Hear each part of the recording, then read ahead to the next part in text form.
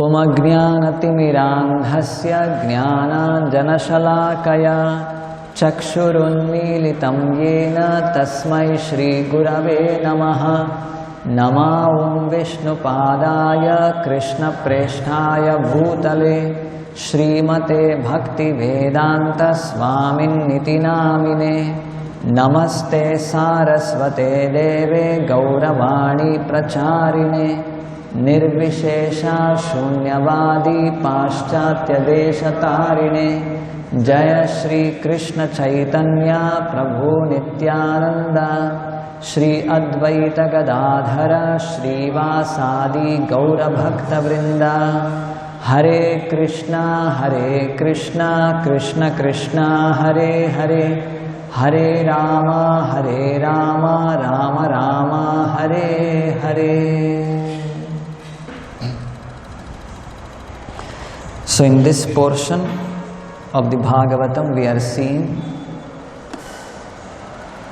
the instructions of Lord Kapila to his mother Devahuti on the fundamental principles of material nature. So in this sequence of verses, very descriptively we are seeing how the universe came into existence. Originally, in the beginning, how and what happened. So here, still more specifically, it is described here. In the earlier verses, we are seeing how the Lord comes as Kala, and due to the influence of Kala, many things happen. Here we see in this verse, Daivat Kshubita Dharminyam Swasyam Yono Parah Puman. Daivat, it is translated as by the destiny of the conditioned souls. Daiva, the destiny of conditioned souls. The conditioned living entities have got varieties of desires, and they are eternal. Means what? Even before the creation took place, the creation of this material universe, they existed. It may be so that the living entity in the previous manifestation of the material universe, material creation, it has performed a lot of activities, and because of those activities it has accrued a lot of karma. It may be pious or impious. So that balance is there, and along with the satisfaction of the desires, more and more desires also manifest in that living entity's heart by the interaction or influence or by the association of the three modes of material nature. So all of these things are there. So based on these things, now the living entities are ready, eager to take up different varieties of bodies to satisfy their desires. So this is Daiva, by the destiny of the conditioned souls. So through this, what happens? Kshubhita dharminyam. Kshubhita, agitation takes place. Dharminyam, whose equilibrium of the modes. So we saw in the previous verses how in the earlier stage of Pradhana, it was in equilibrium, no activity. Now, by the influence of Kala, the living entities are impregnated into this material nature to the Pradhana, and Kshubhita Dharminyam, agitation takes place, equilibrium is lost. Then Swasyam Yono Parahapuman, the Parahapuman, the Supreme Personality of Godhead, Swasyam Yonau, in his own material nature, or in the womb of material nature, Adhatta Viryam, he impregnates. After that what happens? Sa Asuta, Adatta Viryam Sa Asuta. After being impregnated, material nature, she, Asuta, she delivers. Mahattattvam Hiranmayam. This Mahattattva, or the sum total of cosmic intelligence, comes into being, which is known as Hiranmaya. So, here we see how the Supreme Lord, he impregnates the material nature, agitates the equilibrium, and through this, the cosmic intelligence, the Mahattattva, is given rise to, and all the living entities, based on their destiny, they'll be given different varieties of bodies. Creation takes place. This is the version of Bhagavatam, told by the supreme authority, Lord Kapila. Now, just yesterday, like in Google, how was the universe formed? Just I thought to inquire, because a lot of theories are there. Varieties of people, varieties of different interpretations they give. The most famous interpretation or explanation, what we find in the academic circles, amongst the educated people, is the Big Bang theory. So the first answer what I got was, our universe began with an explosion of space itself, the Big Bang.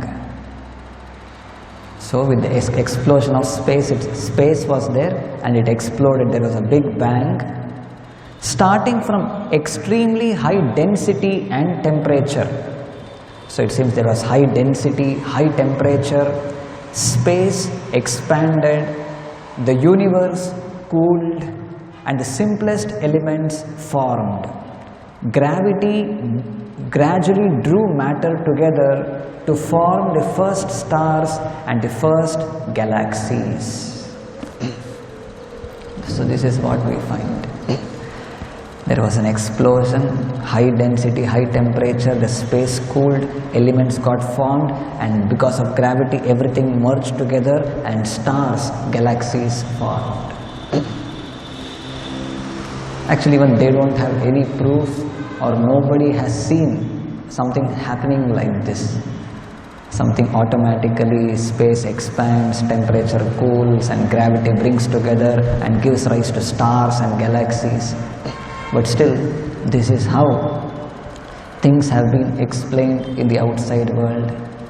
We have been taught in our schools and colleges, but it's a false statement. It's a false argument what they present, how the universe came into existence. So, through the authorities, through the Guru Sadhu Shastra, this is what we accept. What? That living entities are eternal, the Supreme Personality of Godhead is eternal. The living entities, because of their being part and parcel, sometimes becomes overpowered by the Supreme Lord's external energy because of their unconstitutional desire to enjoy independent of God, because of which the Supreme Lord, as a kind Father, makes an arrangement for such living entities to facilitate their unconstitutional desire, to reform them and then take them back to His abode. So this is the idea behind the creation, and for this purpose the Lord, in one corner of the spiritual sky, there is this what we call as Pradhana. The Lord, He personally impregnates this pradhana due to the influence of kala with living entities, and there is agitation takes place because of the three modes of material nature, and varieties of forms, varieties of things are created. So some primary creation we saw how Bhumi, Apa, Anala, Vayu, all these things, and then the first creature Brahma will be created, and then Brahma starts the secondary creation. So this is how it will be created. But we find there are a lot of people who give some different versions for this. The danger or the problem is, if we accept the version what is given by the scientists, then what will happen? People tend to become irresponsible.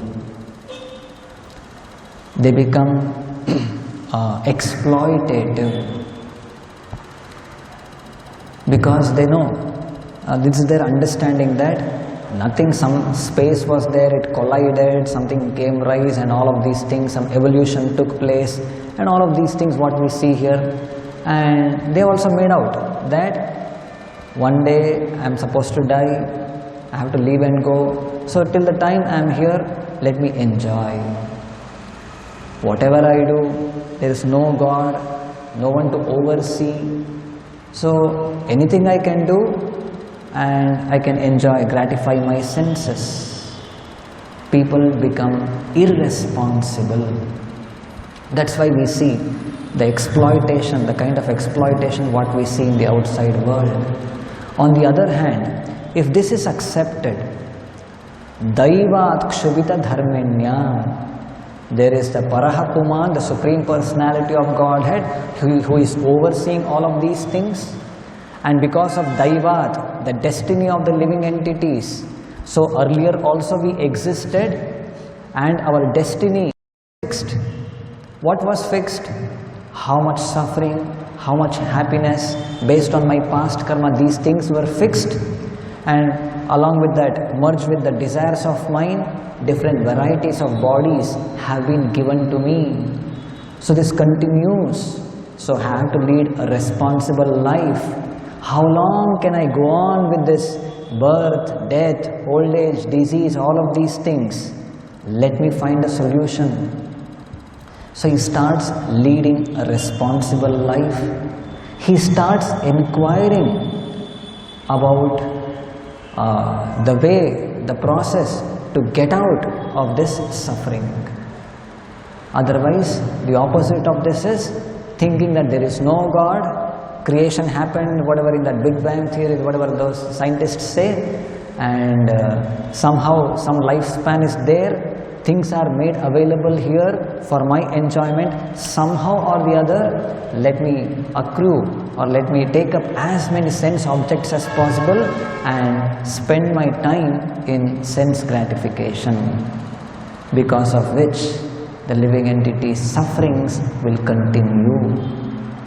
He'll create a painful situation for himself and for others also. So this understanding is very, very important about the existence of the Supreme Lord, under whose direction the creation takes place, and why this creation takes place. All of these things we need to know. So this is the first part about how the creation takes place, all these things we saw. Now, and one more point in the last portion of the purport, Srila Prabhupada mentions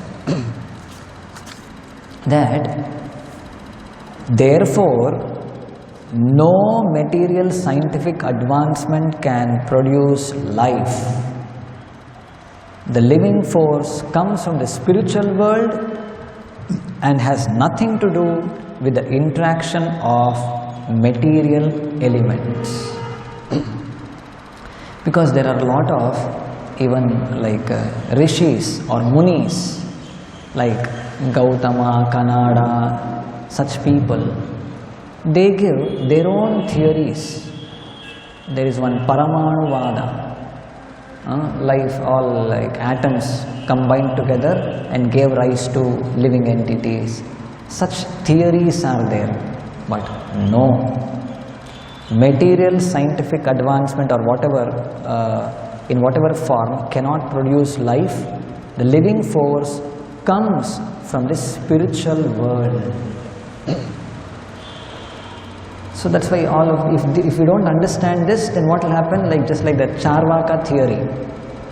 Rinam kritva ghritam pibet. Yavad jivet sukham jivet. So somehow we have got this life, even taking a debt or whatever, loan, whatever, nicely purchase ghritam, ghee, and nicely you eat nicely. Basmi bhutasya dehasya kutaha punaragamano bhavet. One fine day we have to give up this body.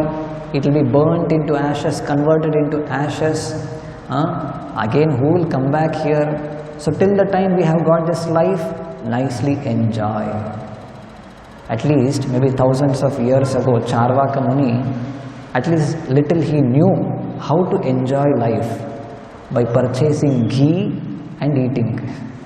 But the way people are enjoying today, killing animals and cows and all of these things, even they don't, that basic sense also is lost.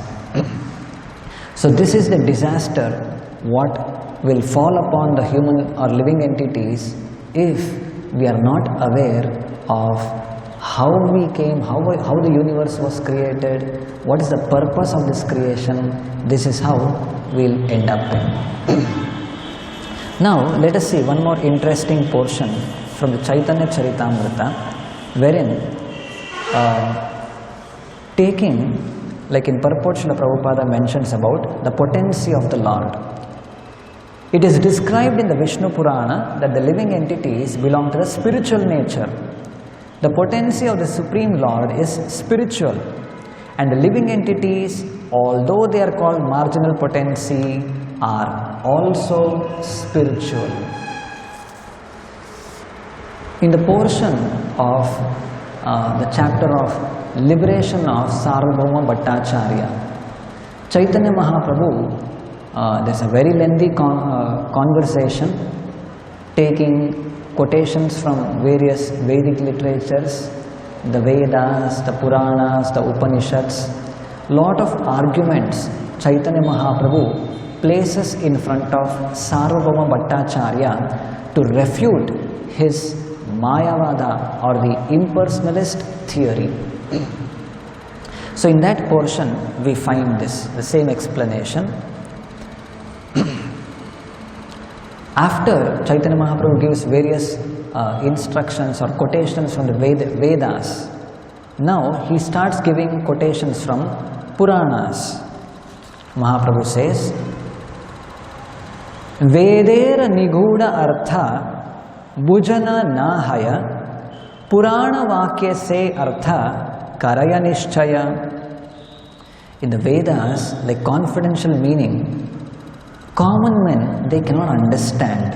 Bhujana nahaya. Common people, they can't understand the Vedic literatures or the Vedas, original Vedas.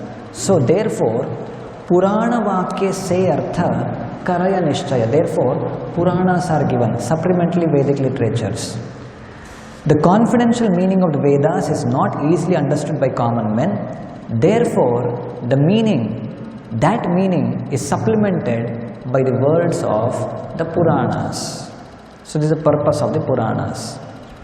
Then, Apanipada Shruti Varje Prakrita Pani Charana Punaha Kahe Shigra Chale Kare Sarvagrahana.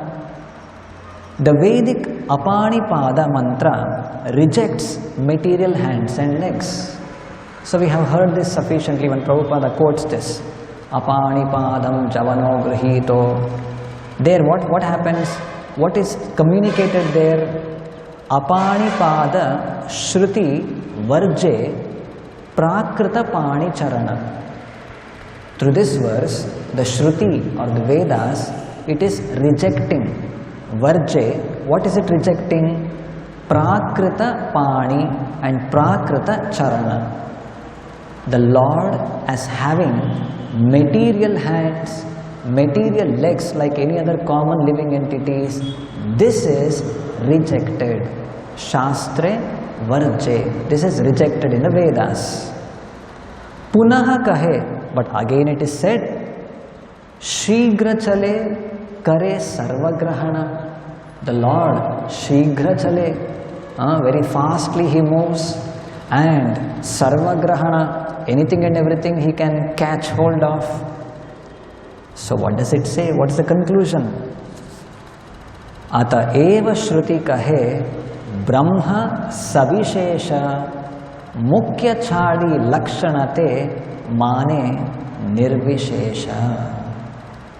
Therefore, all these mantras confirm that the absolute truth is personal. Ata eva shruti kahe brahma savishesha. He is personal. But the Mayavadis, throwing away the direct meaning, interpret the absolute truth as impersonal. Mukhya chadi. Mukhya means the direct meaning they reject, and then lakshanate mane nirvishesha. They take up an indirect meaning, some interpretation they give, and call the Supreme Lord as impersonal. And who is that Supreme Lord? Shadaishwarya Purnananda Vigraha Yahara Hena Bhagavane Tumi Kaha Nirakara. That Supreme Lord, he is Shadaishwarya Purna. He is Vigraha, personality. And such Supreme Lord, you are calling him Nirakara. You are describing as formless that Supreme Personality of Godhead, whose transcendental form is complete with 6 transcendental opulences.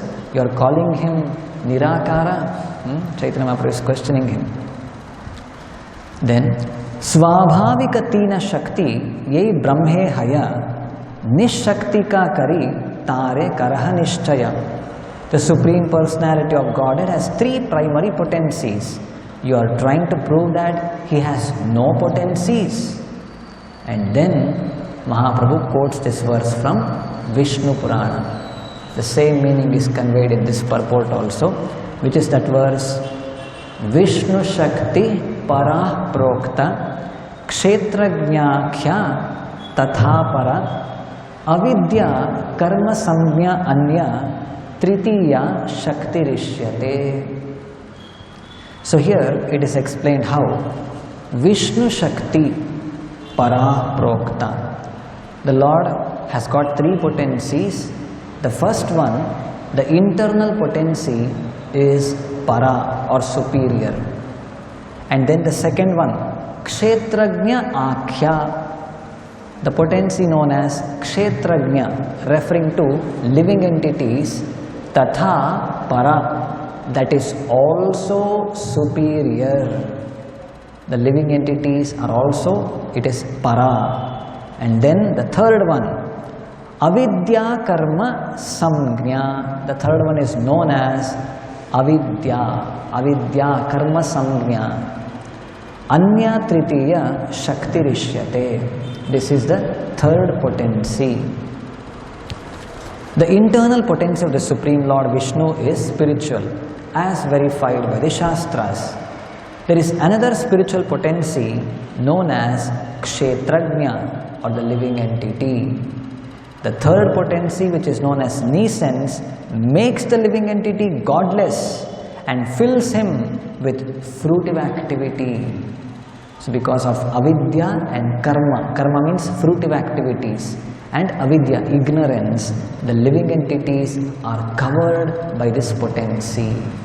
So that potency also belongs to the Lord, but it is another, the third potency, which has the capacity to encompass or cover the second potency, which is Kshetragnya, or the living entities. So this is how it happens. And because of this, the whole cosmic manifestation, what we see, is created. Material nature, she captures that living entity. Krishna bhulva bhogavancha kare pashate mayatare japati adhare. When a living entity forgets Krishna, wants to go away from Krishna, Maya, who is watching all of these things, Japati Adhare, immediately she catches hold of that jiva, and through her two potencies, one is Avarnatmika Shakti and Prakshepatmika Shakti, covering and bewildering potencies, she keeps that living entity under her control. A living entity comes under her clutches. So this is how, okay, next verse also very interesting from the same Vishnu Purana. It is explained, Yaya kshetrajna shakti sa veshtita nripa sarvaga samsara tapan akhilan avapnoti atra santatan. So this kshetrajna shakti, it is sarvaga.